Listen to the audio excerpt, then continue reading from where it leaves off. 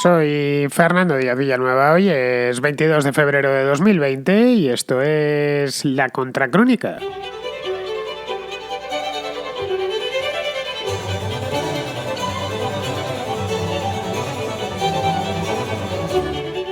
Bienvenidos a La Contraportada, el programa de libros, literatura y demás que nos congrega aquí cada 2 fines de semana. Los otros 2 fines de semana del mes pues los dedicamos al cine, como bien sabéis los habituales, en otro programa que se llama El Contraplano. Y en ese exclusivamente se habla de películas, documentales, series y demás. Aquí se habla de libros, novelas, ensayos, también poesía. Alguna poesía ha pasado por aquí, no muchas, la verdad, pero alguna que otra sí que ha pasado. Bien, el programa consiste, para los que no lo sepáis, en recomendaciones de libros. No tienen que ser novedades. De hecho, no es necesario, es más, os invito a que no sean novedades porque esas ya tenemos las reseñas que salen en los periódicos. Si son libros que se publicaron hace 10 años, mejor.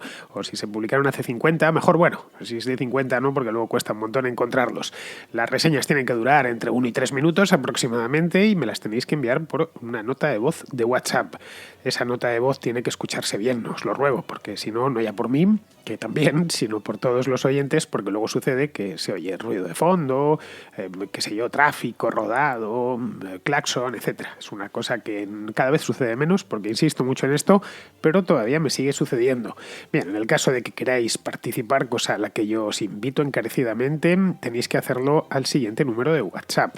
El siguiente número para enviar la nota de voz, quiero decir, no llaméis a este teléfono porque está apagado, exclusivamente lo tengo para los WhatsApps. Bien, es el 690 82 7909. En el caso de que lo enviéis de fuera de España, tenéis que poner un +34 delante, porque si no, el mensaje en cuestión, la nota de voz en cuestión, no me va a llegar jamás. Bien, pues dicho esto y recordado el número, como hago todos los fines de semana, pasamos ya directos a la contraportada.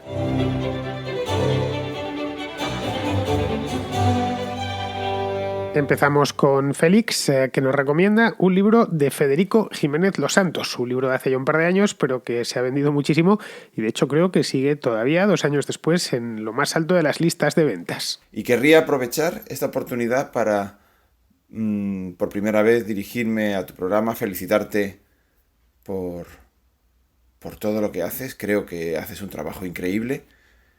Y en segundo lugar, para reseñar brevemente el libro que acabo de terminar de leer, que es La memoria del comunismo de Federico Jiménez Los Santos. Es un libro enorme, inmenso, grandísimo, en volumen, en densidad de ideas. Es el estilo de Federico, que es enormemente opinativo, como creo que muchos conocen. Está lleno de datos, es divulgación y al mismo tiempo creo que es libelo o, si prefieren, panfleto en su mejor versión. Es un panfleto político cuyas tesis fundamentales son: primera, que la libertad es inescindible de la propiedad; segundo, que el mal del siglo XX y de lo que va del XXI, el mal de la civilización occidental, el cáncer que la corroe por dentro, es el comunismo. Y tercero, es una reivindicación tanto de nuestra continuidad histórica como españoles como de la paternidad del liberalismo en la Escuela de Salamanca. Esas son las 3 ideas grandes con las que yo me quedo del libro, por las que creo que me ha valido la pena leerlo y por las que creo que merece la pena esta pequeña reseña. Muchas gracias, un saludo. Pues aunque parezca mentira, ese libro no lo he leído. De hecho, ni siquiera lo tengo. No me lo he descargado ni lo compré en ninguna librería. Digo que parece mentira porque, como bien sabéis, los que me seguís y los que me conocéis, a mí la historia del comunismo siempre me interesó y me gusta mucho. De hecho, yo tengo un libro sobre el comunismo que publiqué hace ya bastantes años, pues casi 10 años, y que ahí sigue en Amazon, lo tenéis disponible. Pero bueno, que todas las historias del comunismo, las principales, tanto las integrales como las que se dedican a un tema concreto, a un país concreto, pues las he leído o he procurado leerlas. Evidentemente me faltará alguna cosilla por ahí. Desde luego, de lo que hay publicado en español, me lo he leído prácticamente todo. Tengo pensado este libro de Los Santos bajármelo al Kindle, y uno con esta idea desde hace tiempo porque está en Kindle y incluso vi hace no mucho que lo habían incluido en el catálogo Unlimited, de Kindle Unlimited, al que estoy suscrito. Pero el sistema solo te permite tener 10 libros descargados. Es algo así como una especie de alquiler, de programa de préstamos de libros, como una biblioteca. antiguamente, cuando íbamos a la biblioteca y teníamos carné, yo sigo teniendo, lo que pasa es que hace mucho tiempo que no voy por la biblioteca, pero en tiempos sí que iba, porque era la única manera de encontrar muchísimos libros. Hoy entre internet, los libros electrónicos y demás, pues al final creo que las bibliotecas han sido una de las que más han sufrido. Bueno, esto viene bien para los bibliotecarios porque pueden pasar más tiempo leyendo, pero bueno, no estoy diciendo que haya que cerrarlas ni muchísimo menos, todo lo contrario. Allá donde haya libros, pues siempre está bien. Vamos a ver, el sistema este es como cuando te dejaban en la biblioteca llevarte 3 libros y si querías llevarte uno más tenías que devolver el tercero. Bueno, pues funciona de la misma manera, pero son 10 libros. Pagas, creo que son 10 euros, 9,99, si mal no recuerdo, al mes, y te puedes bajar lo que quieras. Dentro de esos 10, evidentemente. Si una vez has llegado al 10º, tienes que borrar uno y te descargas el siguiente. Todo lo que esté dentro del catálogo. Amazon dice que hay 1 millón de títulos o más de 1 millón de títulos, pero vamos, que merezcan la pena. No son tantos, evidentemente, pero sí hay cosas buenas. Lo que no hacen es meter las novedades, evidentemente. Lo que acaban de estrenar, pues no lo tienen, porque eso prefieren venderlo al precio normal de pues los 10 euros o los 8 euros que cuesten el Kindle, pero bueno, algunos libros, tan pronto como pasa su momento de estreno, ya los incluyen en el Kindle, con el consentimiento, lógicamente, de la editorial. Yo, de hecho, los míos que tengo en Amazon están todos, si mal no recuerdo, los accedí a que se metiesen en Kindle Unlimited. Pero bueno, los títulos están bien, ¿eh? No os penséis que solo hay basurilla, al contrario, encontráis cosas buenas y lo que haces es que te lo bajas y si no te gusta, que puede suceder, de hecho sucede bastante a menudo, porque como todas las tarifas planas al final abusas, pues te bajas un montón de libros y no te lees casi ninguno. Es un poco como lo que hacemos en las librerías, cuando vamos allí nos ponemos a mirar libros uno detrás del otro. Si las librerías tienen café ya no os digo, porque entonces se va uno, toma el café y va por libros y va viéndolos, leyéndose las contraportadas, voy a leerme el prólogo a ver qué tal están. Y esto pues viene a ser algo parecido. Ahora, con más tiempo, evidentemente, porque te tumbas en la cama a ver si el libro te merece la pena, te lees 20 o 25 páginas, si la cosa funciona, pues ya te lo quedas. De hecho, es una pena porque algunos libros son buenos y te apetece quedártelos. En ese caso ya tienes que ir a Kindle y al normal y descargártelos, es decir, que no vaya por el límite de este. Pero bueno, volviendo, digo que tienes que descargártelo porque si no, en el momento en que llegues al 10º, ese llegue al 10º, automáticamente se borra. Bueno, sobre el libro este de Los Santos, como no lo he leído, pues no puedo decir nada de él. Creo que es muy conocido, se ha vendido y se sigue vendiendo mucho. Se trata de algo así como una historia total del comunismo, tanto en la Unión Soviética como fuera de ella. Obviamente es muy crítica porque el libro de Los Santos es muy crítico, una percepción del comunismo visto desde una manera muy crítica. Los Santos fue comunista, joven, eso lo ha contado muchísimas veces, en los años 70, y fue maoísta, de hecho, que era la versión más dura del heavy metal, del comunismo. Luego ya se fue quitando, pero bueno, no puedo decir nada de él. Supongo que estará bien. Los Santos escribe bien. Yo he leído algunas cosas suyas. En los últimos años ya escribía poco, casi todo cosas autobiográficas que me interesan menos, pero recuerdo uno de hace, pues no recuerdo, 20 años, puede ser una cosa así, si no más de 20 años, que se llamaba La dictadura silenciosa. Era yo muy jovencito, estaba en la universidad. Que no estaba mal ese libro, recuerdo. Bueno, tiene una parte que hoy está más que pasada, que era la época de pues cuando gobernaba aquí Felipe González, pero estaba bien hecho, tenía bien enfocado y demás. Vamos, si le leéis habitualmente, ya sea Libertad Digital o creo que en El Mundo publican, pues es un tipo que escribe bien, es muy agudo y es una persona que la lengua española la domina con gran soltura. Pero bueno, más allá de este libro no puedo decir nada porque no opino, obviamente, como debe de ser, de los libros que no he leído y que solo conozco por la contraportada. Bien, dicho sea, con absoluta propiedad, por la contraportada. Este le conocía antes de la contraportada. Pero bueno, vamos ahora con Jorge, que nos trae un libro autobiográfico excelente. Bueno, tan excelente que lo he convertido en el libro de la semana. Hola, FDV. Quiero recomendar un libro para la contraportada que me ha parecido interesante por lo que cuenta. El libro, publicado el año pasado, se titula Hija de revolucionarios, de Laurence de Bray, hija de la venezolana Elizabeth Burgos, antropóloga, y de Regis de Bray, filósofo francés, que estuvo 4 años preso en Bolivia por andar de revolucionario con el Che. Es una biografía de sus padres y de ella misma, su relación con ellos y su amplio entorno. De Bray llegó a ser asesor de Mitterrand y cuenta datos muy interesantes en cuanto a las ansias de expansión del modelo cubano al resto de Hispanoamérica. Esto también enlaza con el mensaje de Francisco en la contrarréplica 111 sobre los manuales de la revolución y la vacuna contra estos. Di con este libro por un artículo reciente de Fernando Sabater, del que te dejo el enlace. Gracias y un saludo. Este libro de Laurence Debré lo publicó Anagrama hace pues no mucho tiempo, el año pasado, puede ser, una cosa así. Bueno, yo lo leí hace no mucho, hace unos meses solo. Y es un libro buenísimo. Me lo bajé al Kindle y me lo bebí en 4 días, no más, ¿eh? Tampoco es muy largo, pero vamos, que me encantó. El tema me interesaba, y me interesaba especialmente, bueno, enlaza con lo del libro anterior, ¿no? Es una historia, una pequeña historia del comunismo. Pero a mí me interesaba especialmente porque cuando yo escribí la biografía del Che Guevara, y de esto ya para 20 años, me llamó la atención la figura de Regis Debré, que aparece al final, aparece ya en la guerrilla boliviana del Che Guevara. Entonces, me parecía que era la figura como tal, era el intelectual de izquierdas, el arquetipo de intelectual comunista de izquierdas y comprometido francés o europeo o norteamericano, pero vamos, sobre todo francés de los años 60, que a diferencia de otros de su especie, había muchísimos en aquella época, los años 60 y 70, ojo, siguen existiendo, estos no han desaparecido ni muchísimo menos. Regis Debré decidió predicar con el ejemplo y se fue, no propiamente de guerrillero, pero casi iba como de periodista y tal y cual, se fue a Sudamérica a hacer la revolución o a contribuir con la revolución. Le trincaron en Bolivia en el año 67, poco antes de que matasen al Che Guevara. Creo que lo atraparon los militares bolivianos en abril o en mayo y a Guevara se lo cargaron en el mes de octubre, es decir, son unos meses después.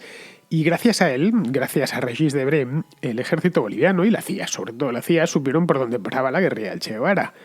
Cuántos eran, que era importante todo esto, qué armas tenían, etcétera. Aquí hubo bastante polémica porque él evidentemente lo negó, pero bueno, el hecho es que poco después, unos meses después, le pusieron a la guerrilla del Che, que estaba ya en las últimas en aquel entonces, iba a decir en el verano del 67, porque claro, Bolivia está en el hemisferio sur y por lo tanto sería, entre comillas, en el invierno, porque Bolivia es un país tropical. Pero bueno, el hecho es que gracias a Debré, ojo, insisto, esto todavía está bajo debate.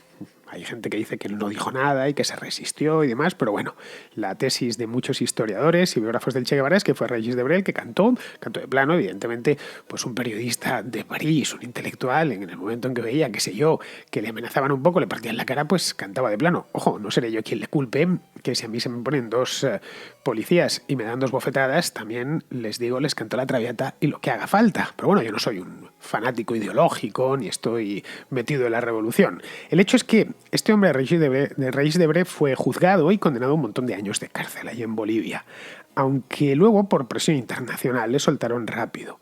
Tras aquello, pues el tipo este siguió lo suyo, como si no hubiese pasado nada, y estuvo en el Chile de Pinochet unos años más tarde, no sé si en el 71 o en el 72. Luego ya, a partir de los años 70, fue poco a poco moderándose, de manera relativa, pero moderándose, y terminó como asesor de François Mitterrand. Vamos, que se mudó de la Sierra Maestra al Elíseo.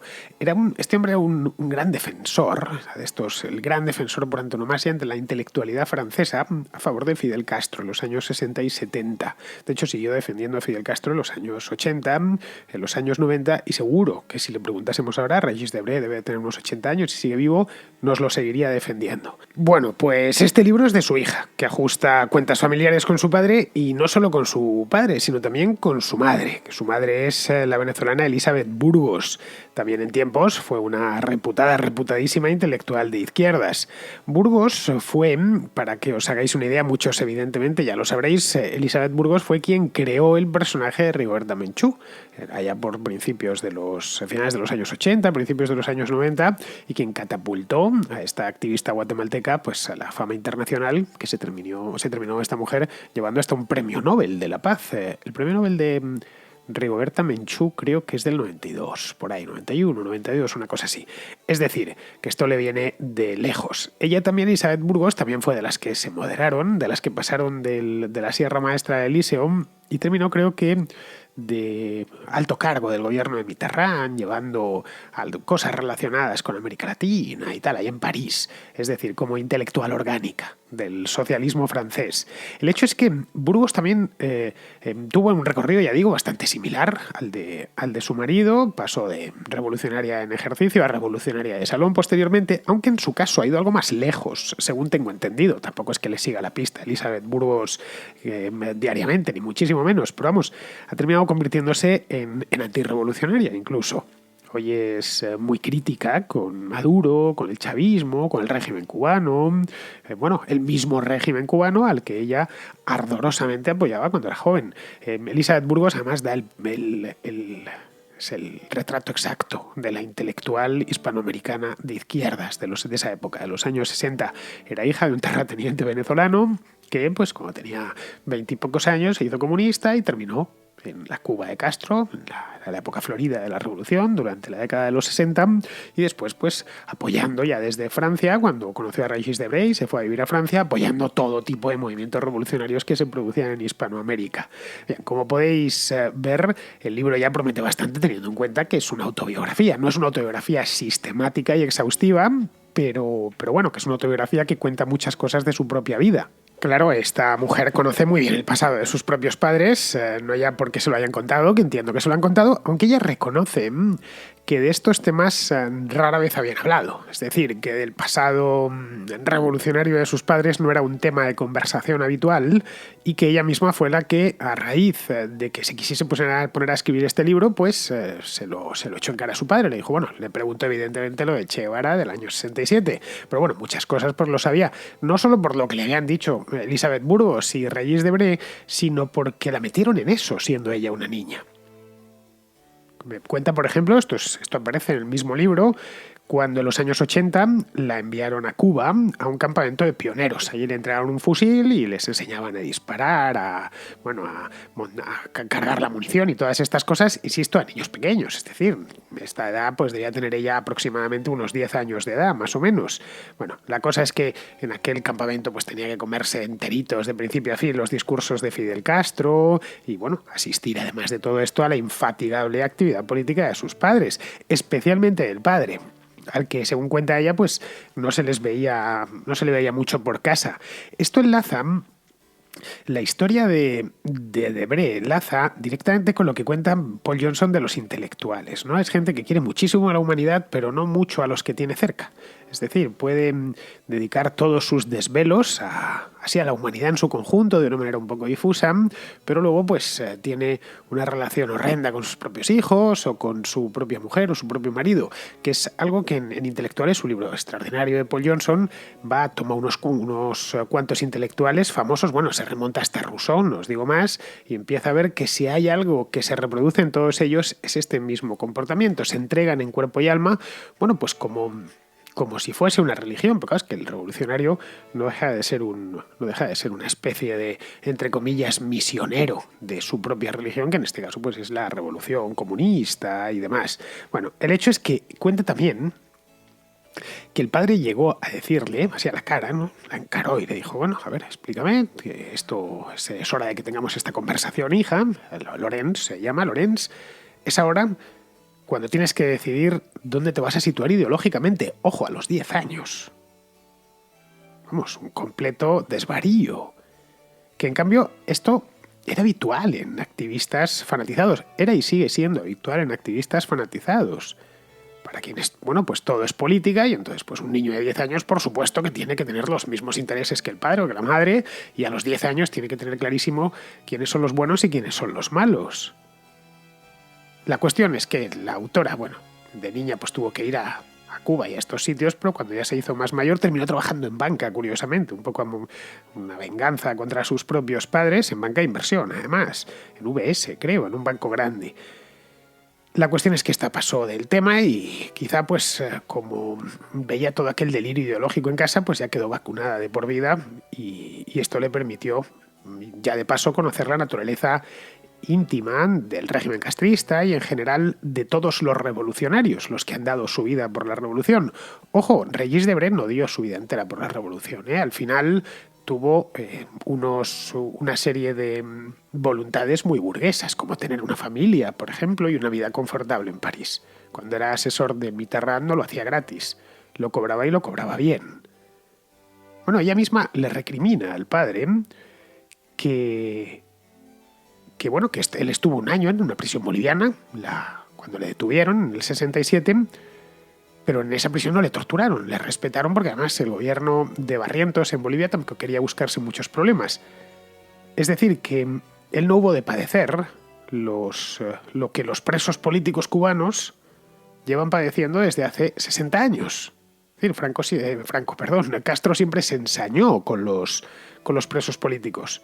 Y de una manera, además, que ha ocasionado quejas de distintas instancias. Bueno, pues ella se lo recrimina. Y dices, bueno, tú no tuviste que padecer esto, estuviste solo un año, mientras que en la Cuba de Castro, a quien tanto admirabas, de tu amigo Fidel Castro, lo que se ha hecho es, durante 60 años, todas estas cosas, y no se han pasado un año. Muchos han pasado toda su vida, incluso han muerto en la cárcel.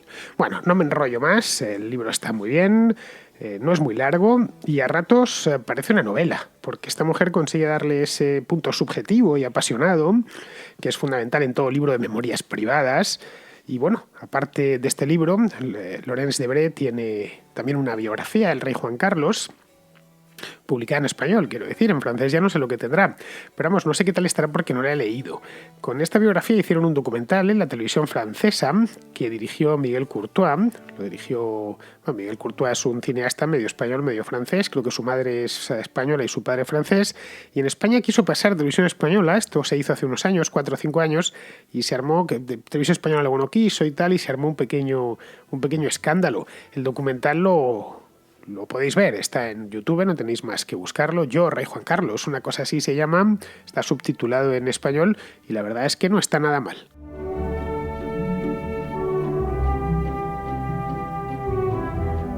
Seguimos con Trinidad de Tenerife, que nos recomienda una novela. Hola Fernando, y saludos a los oyentes de La Contraportada. Os quería recomendar una novela bastante reciente de un escritor español y con la que me topé en Amazon. Se titula De incontables colores llegará un día la muerte. Trata de una serie de conflictos entre unas tribus europeas de la Edad de Bronce. Hay 4 protagonistas femeninos y 4 masculinos, cuyas historias terminan por encontrarse. Me ha encantado, y sobre todo su tramo final, con unas escenas de combate muy bien organizadas. ¡Saludos! Pues no conocía este libro, Trinidad, así que lo he buscado lógicamente y me parece muy meritorio y sobre todo me parece muy original ambientar una novela en un poblado de la Edad del Bronce en el delta del Danubio. Me parece una cosa fascinante. He estado mirando, echando un vistazo a la ficha que tiene en Amazon. Lo podéis ver, Alejandro de Ara se llama el artículo, De incontables colores llegará un día la muerte. Está tanto en versión Kindle, está en Kindle Unlimited, por ejemplo. El que os hablaba antes, es decir, os lo podéis descargar y si no os gusta, pues tranquilamente lo dejáis que ya se borrará solo. Pero vamos, que si lo queréis comprar cuesta solo 3,99 y lo tenéis también en tapa blanda. Vamos, el autor es, como ya os he dicho, Alejandro de Ara, es un joven historiador tinerfeño, por lo que he podido leer, que bueno, pues en lugar de hacer un ensayo sobre las tribus de la Edad del Bronce en el este de Europa, pues ha decidido novelarlo. Lo cual me parece, como os he dicho antes, muy original. Lo tenéis, ya digo, en papel y para Kindle. Os pongo el enlace en mi página web, en diazvillanueva.com, en la entrada de la contraportada de hoy. Y el libro, por lo demás, pues es muy reciente. Según veo aquí en la ficha de Amazon, pues lo incluyeron dentro del catálogo de Amazon. Esto fue, ahí lo tengo, 20 de junio de 2019. Bien, vamos ahora con Agustín, que nos trae un libro de Yuval Noah Harari, que todavía no ha pasado por aquí. Y hoy traigo para la contraportada Homo Deus, breve historia del mañana, de Yuval Harari. Pues este historiador brillante plantea una visión del futuro del Homo sapiens mutándose en Homo Deus, que sería un organismo humano mejorado con el desarrollo tecnológico. El autor dice que no hace predicciones, sino que plantea posibilidades en base a su conocimiento del pasado y presente humanos. Bueno, va dando saltos en la historia, analiza la evolución de la sociedad humana con sus distintas revoluciones que ha experimentado. La anterior revolución científica e industrial nos trajo la nueva religión del humanismo, en la cual estamos inmersos y que, entendiendo religión, claro, en sentido amplio. Hoy día estaríamos, por llamarlo así, en un poshumanismo tecnológico, en que está desarrollándose la ingeniería biológica y la revolución cibernética nos lleva al desarrollo de la inteligencia artificial. La religión actual sería la de los datos o el procesamiento de datos o dataísmo. A veces el libro me ha parecido una utopía tecnológica, a veces me ha parecido una inquietante distopía con esas dos clases de humanos, una de los superhumanos mejorados y otra de una clase de humanos inútiles y ociosos que ya no serían necesarios para la economía. Quizá me ha faltado que profundizar en el gran contraste de los humanos como gigantes tecnológicos y como enanos éticos, y si sería necesario un desarrollo de la inteligencia emocional hasta llegar a la inteligencia ética o espiritual para evitar ser relegados por el procesamiento de datos de algoritmos no conscientes y muy inteligentes que serían los nuevos desarrollos tecnológicos suprahumanos. Bueno, de todas maneras, el libro es muy interesante, merece la pena por el talento expositivo del autor, su gran perspectiva histórica y visión de conjunto, y porque articula enorme cantidad de información. Es muy recomendable por su agudeza y sugestivo enfoque sobre el futuro de la humanidad. Es una lectura amena y visionaria y merece la pena siempre leer a Yuval Harari. Os la recomiendo, amantes de la lectura. Hasta pronto, saludos de Agustín. Supongo que muchos de vosotros habréis leído Sapiens, que ya estuvo aquí en la contraportada. Creo que ha estado, de hecho, un par de veces. Sapiens es un libro extraordinario y hablé muy bien de él en su momento. Sapiens es algo así como una especie de historia integral de la humanidad. El libro está muy bien y se vendió muchísimo, no solo en Estados Unidos o en la hispanosfera, sino que se vendió muchísimo en todo el mundo. Se tradujo a un montón de lenguas, a todas las lenguas principales del mundo, y se sigue vendiendo. Es decir, si vais a una librería, uno de los libros que encontraréis será Sapiens. Pues bien, a raíz de aquel éxito, que tuvo un éxito inesperado, a Yuval Noah Harari no le conocía prácticamente nadie. Digamos que no era un escritor que fuese reconocido mundialmente, ni mucho menos. Pues visto el éxito que tuvo con aquello, se metió a Futurólogo y parió este del que nos acaba de hablar Agustín, que lo tituló Homo Deus, que tan pronto como salió, el libro tenía como 3 años y pico, una cosa así, no es un libro muy, muy reciente. Bueno, pues tan pronto como salió, corrí a comprarlo porque me había gustado mucho Sapiens y a leerlo. Y la verdad es que me gustó mucho menos que el anterior. A ver, el libro, en líneas generales, está bien, porque Harari redacta de manera muy fina y es un gran argumentador. Pero claro, una cosa es elaborar teorías y sacar conclusiones sobre hechos, que es lo que hace en Sapiens, y lo hace de una manera magistral en muchos puntos, y otra bien distinta, hacer esas conclusiones o elaborar teorías sobre simples conjeturas, que es el problema cuando te metes a Futurólogo. Homo Deus lleva como subtítulo, en el libro lo vemos en la portada, vamos, la tengo delante, la portada, Homo Deus, del autor de Sapiens, Yuval Noah Harari, Homo Deus, breve historia del mañana. Ese es el subtítulo. Ya mal empezamos, ¿eh? Yo cuando lo vi tampoco me gustó mucho eso del breve historia del mañana. Os voy a explicar por qué. A ver, la historia estudia el pasado. Punto. No hay mucho más. No hay historia del mañana.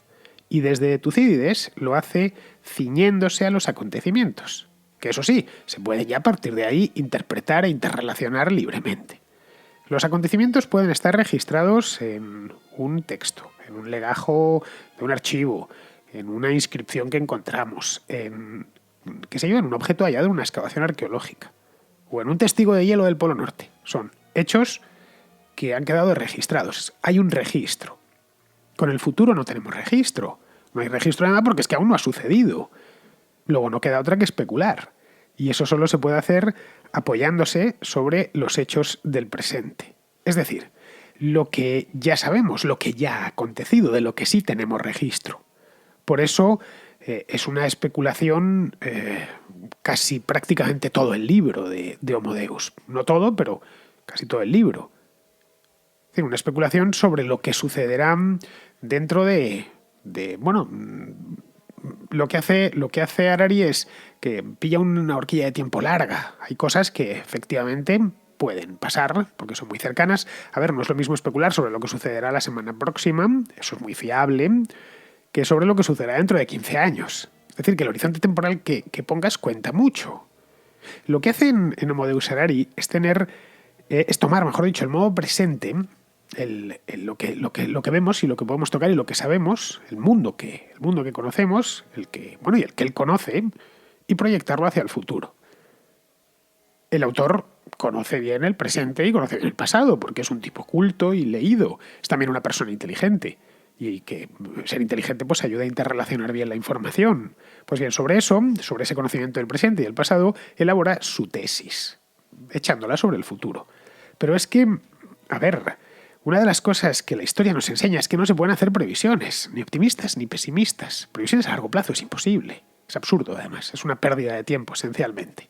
O eres un estafador, un futurólogo de estos que salen en televisión, de va a pasar tal cosa y este año empezará la Tercera Guerra Mundial. Supongo que lo habréis visto muchas veces. Bueno, pues sí, pero ese es un charlatán. Yuval Noah Harari no tiene nada de charlatán, os lo puedo asegurar, es un tipo muy serio. A ver, yo por ejemplo creo, mi opinión personal, o mi creencia personal, creo que el futuro inmediato de la humanidad será mejor que el pasado y que el presente. Pero es que lo creo, es una creencia. No es una seguridad que tengo, ni muchísimo menos. Podría ser también mucho peor, cabe la posibilidad. Vamos a ver, vamos con ejemplos. Sea un romano del siglo II, que fue el momento cumbre del Imperio Romano.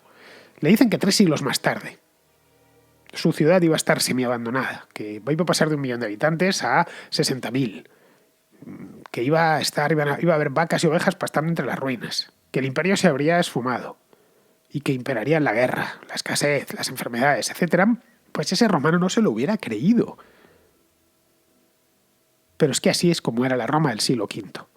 Vayámonos, diréis, bueno, es que eso está muy lejos. Y esas cosas sucedían en el mundo antiguo, pero no en el actual, porque disponemos de muchas ventajas tecnológicas y mucho conocimiento, etc. A ver, vayámonos al siglo XX, hace solo un siglo. Si viajamos al pasado y vamos a Viena, por ejemplo, que era una ciudad esplendorosa, 1914, y preguntamos a uno por la calle, a un vienés por la calle, el día 27 de junio de 1914, y le preguntamos por el futuro de Europa y de la propia Austria-Hungría, seguramente nos lo hubiera pintado brillante y prometedor. No había nada en el horizonte que nos dijese que iba a estallar una guerra como la que estalló. Pues bien, la realidad es que años más tarde a ese vienés que le preguntamos seguramente lo hubieran matado en una trinchera del frente del Este o del frente italiano, y 4 años más tarde el Imperio Austrohúngaro había dejado de existir y Europa estaba devastada. He puesto 2 ejemplos que creo que nos ayudan bastante a entender el problema de la futurología. Es decir, que las posibilidades de equivocarse son mucho mayores que las de acertar. Conforme vamos avanzando un día más adelante, las posibilidades son mayores porque van a suceder cosas que todavía no han sucedido. Prever para mañana, bueno, pueden suceder pocas cosas. Prever para dentro de 15 años ya han sucedido muchas cosas. Y prever para dentro de 300 no quiero ni contaros. Es más, se lleva haciendo futurología, entre comillas, científica, desde principios del siglo XX. A estas alturas, no sé, según decían en los años 60, deberíamos estar ya, yo debería estar haciendo este programa desde alguna luna de Júpiter, una cosa así. Y aquí estamos, que no se ha vuelto ni a la luna. No, seguro, la esta espacial ya es segura. Eso decían en los 60, estoy hablando. Y en cambio nadie vio venir la revolución de Internet, por ejemplo, en los años 60, pero es que tampoco en los 70. La mayor parte de las cosas son imprevistas. La humanidad avanza a saltos. Y a saltos, por supuesto, imprevistos. Y esto es una cosa que, pues estando el libro bien, porque el libro merece la pena leerlo, tiene reflexiones muy agudas y acertadas, especialmente en la primera parte del libro. Lo demás, pues bien, me parece una proyección de nuestro mundo actual. Muy bien, queridos amigos, pues con esto ya damos por terminada la contraportada y yo os emplazo a que regreséis por aquí mañana, que tenemos contrarréplica. Hasta mañana, amigos.